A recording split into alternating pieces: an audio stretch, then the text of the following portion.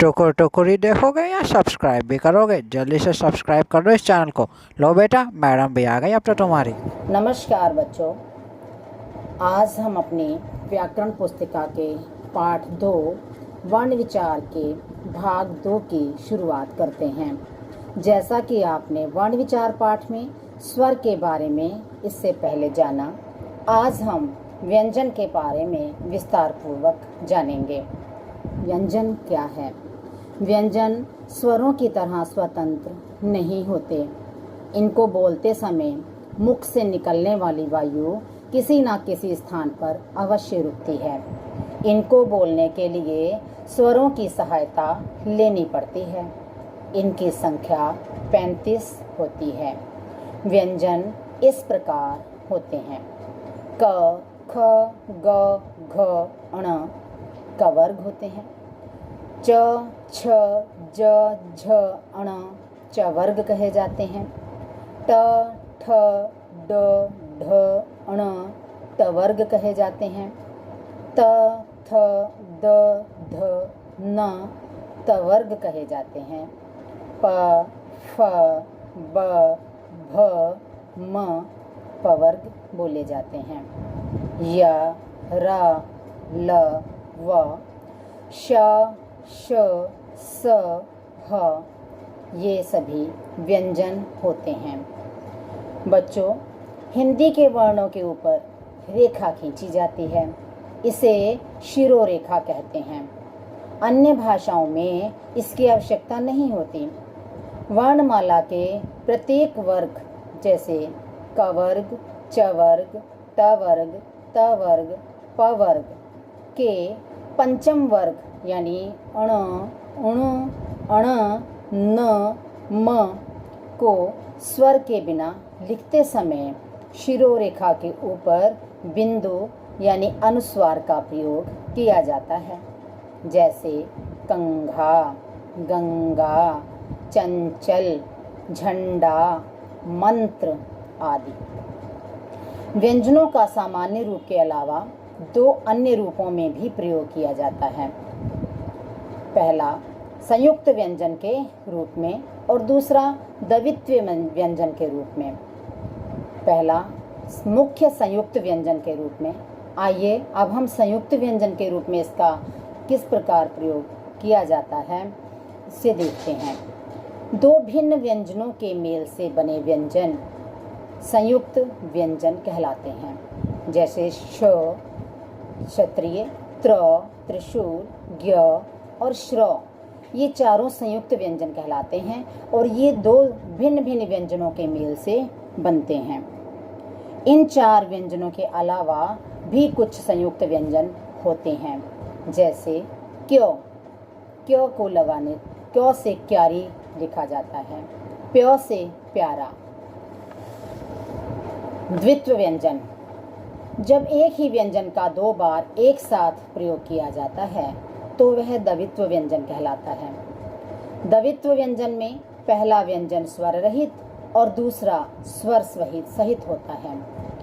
जैसे अगर हमने कच्चा लिखना है तो हम उसे क प्लस अ प्लस च प्लस च प्लस बड़ा आ कच्चा लिखेंगे। इसमें च वर्ण की आवृत्ति 2 बार हुई है, अतः यह द्वित्व व्यंजन है।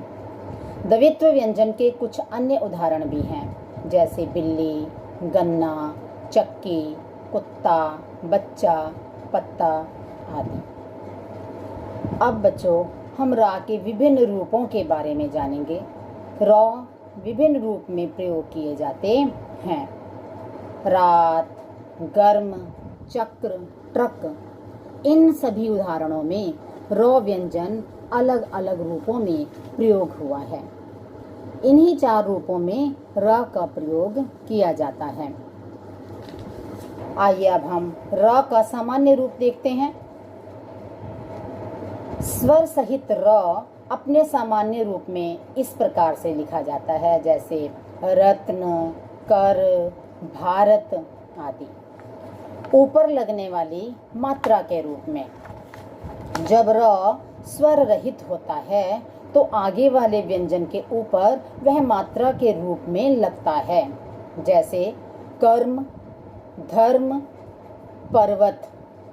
इन सभी शब्दों में क के बाद र की आवाज़ आती है तो वो अगले शब्द यानी म पर लगता है। तीसरा, व्यंजन के नीचे मात्रा के रूप में। जब र खड़ी पाई वाले स्वर रहित व्यंजन के साथ जुड़ता है तो हम उसे व्यंजन की खड़ी पाई के साथ पदैन के रूप में लिखते हैं, जैसे क्रम, प्रण, प्रश्न, प्रकार आदि। चौथा, टवर्ग। टवर्ग के साथ मात्रा के रूप में जब र स्वर रहित ट, ठ, ड, ढ व्यंजनों के साथ जुड़ता है तो इसका रूप इस प्रकार बनता है, जैसे ट प्लस र प्लस क, ट्रक, ड प्लस र प्लस म, ड्रम। इस प्रकार हमने देखा कि र का 4 रूपों में प्रयोग किया जाता है। अब हम वर्ण विच्छेद के बारे में जानेंगे कि वर्ण विच्छेद क्या है। शब्द के प्रत्येक वर्ण को अलग करना वर्ण विच्छेद कहलाता है।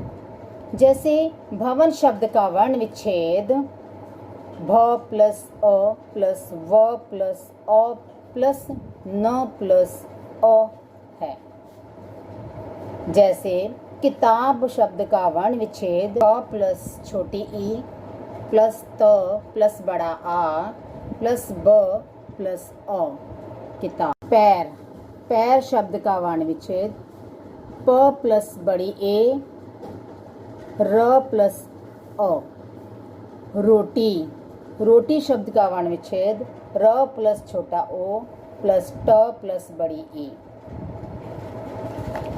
बच्चों, इस प्रकार हम कह सकते हैं कि किसी शब्द के वर्णों को अलग अलग करके लिखने को वर्ण विच्छेद कहते हैं। बच्चों, इसके साथ ही हमारा यह पाठ वर्ण विचार अब यहीं समाप्त होता है। आप इस पाठ को ध्यानपूर्वक पढ़ें और आगे मिलने वाले कार्य को ढंग से करें।